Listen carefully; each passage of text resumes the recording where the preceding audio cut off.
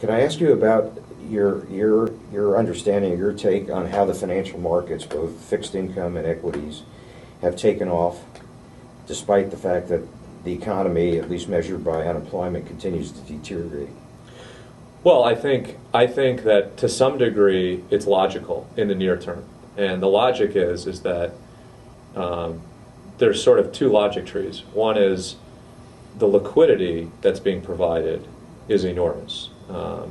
The quantitative easing and the central bank's willingness, both here and in Europe, quite frankly, their willingness to, in effect, lend against collateral at the window has really provided enormous stimulus for liquid assets globally.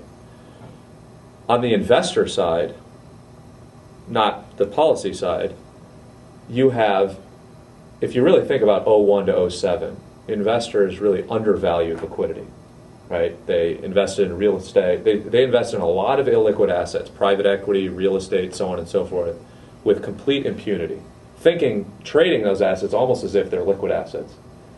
Now you've seen literally an exact opposite effect, where the overvaluation or the extreme desire for liquidity has really created massive influx of capital into assets that are deemed highly liquid, can be sold overnight. Because if you go back, a year ago now, it was just the opposite. People realized that they'd gotten caught flat-footed and they weren't liquid enough. So now you have a huge desire for liquidity, and so you see liquid assets rising in price, and illiquid assets aren't.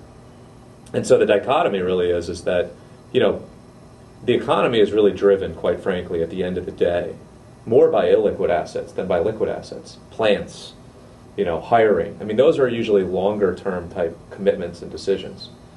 You need the liquid markets to help facilitate that market, but if you really think about it, there aren't a lot of businesses out there right now that are really desirous of making long-term commitments, building new plants, hiring more people.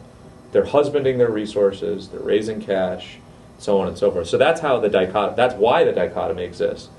In the near term, it's quite logical. Now, the question is whether or not it can continue. And, on that, I think people should be skeptical. You have laid out the economic background and the policy background and where it leaves financial markets, and you've indicated that the liquid markets are robustly priced and liquidity exists. There are a few questions that come to my mind. First of all, is what is the process by which the liquidity gets into the market and with seemingly insolvent banks? And the first question. And the second is, to what extent will the market arbitrage from the liquid markets to the illiquid markets? Okay. So on the first question, which is sort of what are the mechanisms by which liquidity can enter into asset prices or liquid asset prices? Namely, the mechanism in many respects is similar to the mechanism that exists prior to the financial crisis. And so that people understand, there's enormous pro-cyclicality to, well, generally a reserve banking system, but there's also a shadow banking system which exists.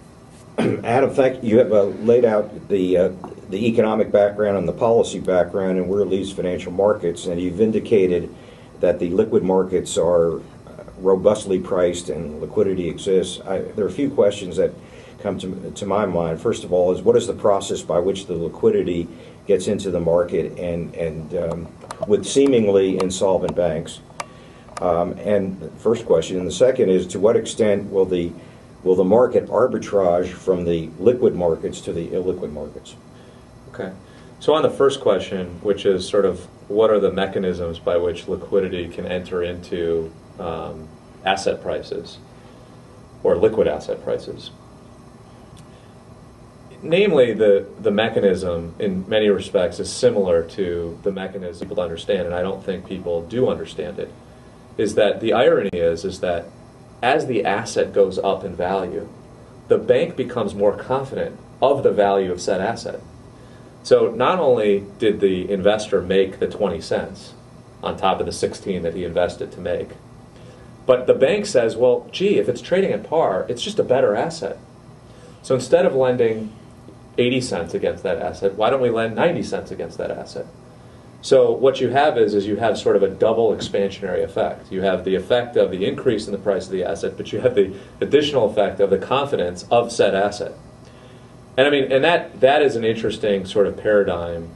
It's partially a behavioral finance issue, but the interesting paradigm that exists, frankly, in all capitalist and pricing markets is, low prices engender a lack of confidence, and high prices engender high confidence, which, if you think about it as an investor, it should be just the opposite. But when you go to a bank and you see a distressed piece of paper and you say, well, I'm buying this distressed piece of paper for 10 cents, they don't want to have anything to do with lending against that piece of paper. But if the paper's at 100 cents and frankly you can't make any more money off of it, they're happy to lend an enormous amount against it. So the pro-cyclicality of our system, I believe, is one of the reasons, is frankly one of the big reasons that liquidity is able to sort of generate. Now, you asked the second question, which is, in effect, how does that liquidity then spread out to the rest of the economy? And it should. And under normal circumstances, what ends up happening is by way of an example, for a REIT right now, a real estate investment trust trading in the public markets, we could use an example of a wonderful company, Simon Property Group, fantastic real estate assets. They may be trading on a market basis of, let's call it a 7% cap rate, or cap rates, the multiple would be, call it 13. A private piece of real estate, retail real estate, which Simon would in theory own, let's say it's also very high quality, probably only trades at maybe a 9 or a 10 cap. So call it 11 to 10 times, 10 to 11 times multiple. Usually what will end up happening is that arbitrage between public values and private values would get arbitraged away. Not to mention, if we wanted to go a step further, so Simon would buy the asset, right, at the 9 or 10 cap, bring it into the fold of its company, and the market would value up that asset to a 7% cap rate. That's one example.